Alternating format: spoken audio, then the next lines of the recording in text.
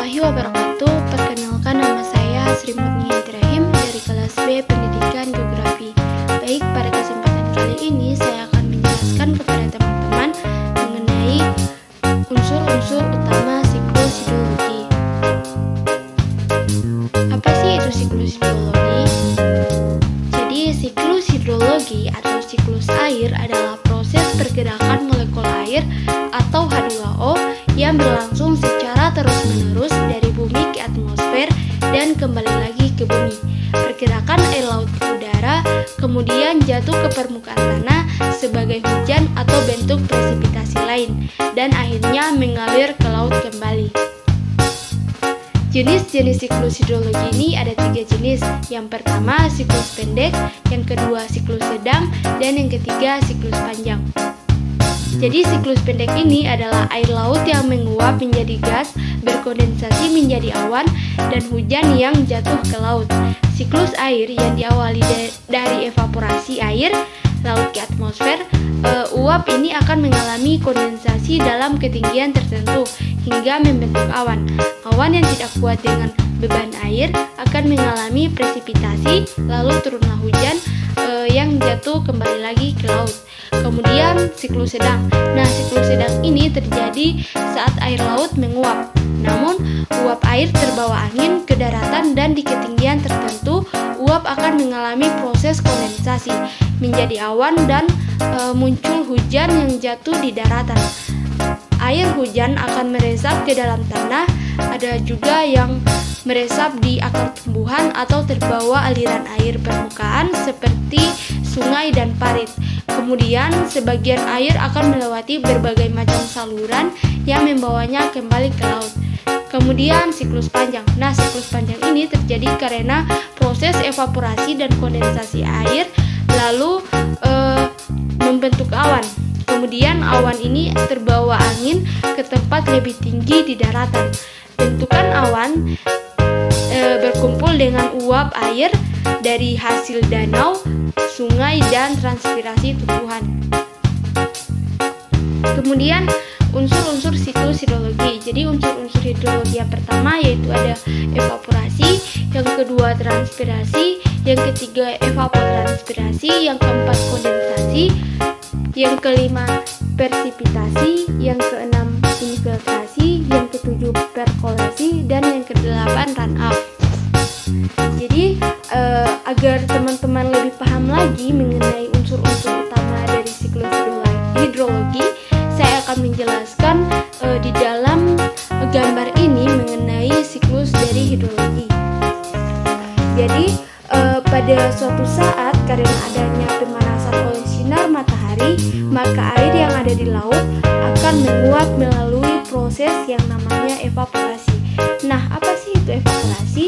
Jadi evaporasi adalah peristiwa berubahnya air yang ada di permukaan bumi menjadi uap air dan naik ke lapisan atmosfer. Jadi evaporasi ini terjadi karena temperatur yang cukup tinggi sehingga molekul air yang ada di permukaan memperoleh energi yang cukup untuk memisahkan diri dari air yang ada di permukaan. Jikalau pemanasan berlangsung secara terus-menerus, maka si molekul air ini akan melepaskan diri dari zat cairnya tersebut. Kemudian penguapan juga terjadi pada tumbuhan atau jasad hidup. Nah, jasad hidup ini yang dinamakan dengan transpirasi. Nah, transpirasi berarti penguapan namun perubahan air menjadi uap air tersebut berasal dari jaringan hidup tanaman yang terletak di atas permukaan tanah. Proses transpirasi ini terjadi akibat penguapan air tanah yang diserap akar tumbuhan, kemudian dialirkan melalui batang hingga sampai permukaan daun, lalu menguap ke atmosfer. Jadi ketika evaporasi dan transpirasi terjadi bersamaan, maka disebut dengan evapotranspirasi. Kemudian terjadi pada penguapan yang di gunung disebut dengan sublimasi. Nah, sublimasi ini yang gunung yang di samping awan ini itu dinamakan dengan proses sublimasi. Nah, proses sublimasi itu proses sublimasi itu merupakan penguapan yang terjadi di gunung dengan proses es menjadi uap tanpa mengalami cair terlebih dahulu. Nah, sublimasi ini gunung yang di warna abu-abu ini. Kemudian, ketika uap-uap air akibat evaporasi dan transpirasi tersebut berubah menjadi uap, maka pada suatu ketinggian tertentu, air itu akan mengalami kondensasi atau pengumbunan. Nah, kondensasi perubahan wujud air ini menjadi partikel-partikel titik air dengan ukuran sangat kecil setelah proses penguapan. Selanjutnya, karena adanya angin, maka awan-awan tersebut bergerak menuju daratan.